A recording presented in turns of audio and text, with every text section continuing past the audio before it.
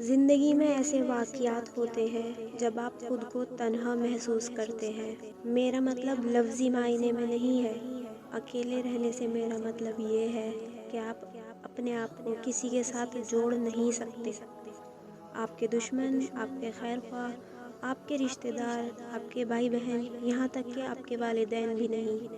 ایسا لگتا ہے کہ آپ جو محسوس کر رہے ہیں وہ کسی اور کو نہیں ملتا۔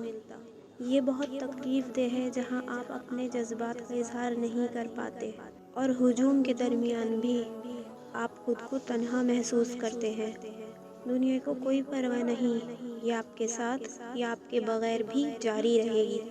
رکو، اصل میں کوئی ہے جو اس بات کی پرواہ کرتا ہے کہ آپ کیا محسوس کرتے ہیں، آپ کو کیسا لگ رہا ہے۔ جی ہاں، کیا آپ نے اپنے خیالات، احساسات اس کے ساتھ بانٹنے کا سوچا ہے جس نے یہ ساری دنیا بنائی ہے؟ اگرچہ وہ پہلے سے ہی جانتا ہے کہ آپ کیا محسوس کرتے ہیں، آپ کے احساسات، پیچیدگیاں کیا ہیں، پر وہ آپ سے یہ سب سننا چاہتا ہے۔ بس اسے ساتھی بنائے، تمام بادشاہوں کا بادشاہ، سب کا مالک، تمہارا رب تمہاری آواز سننا پسند کرتا ہے۔ آپ کائنات میں ایک ذرے برابر انسان اس کائنات کے خالق کے لیے معمولی نہیں ہے۔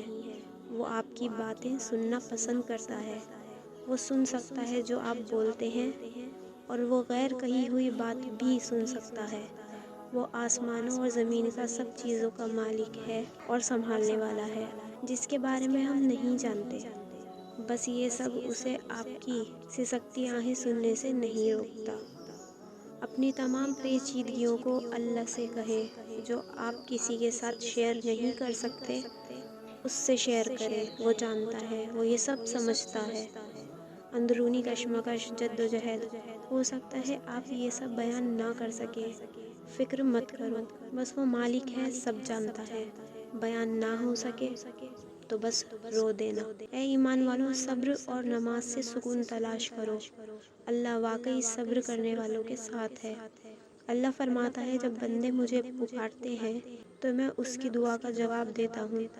بس وہ میری فرما برداری کے ساتھ جواب دے اور مجھ پر ایمان لائے اور سیدھی راہ پر چلے۔ یقیناً اس مشکل کے ساتھ مزید آسانی آتی ہے۔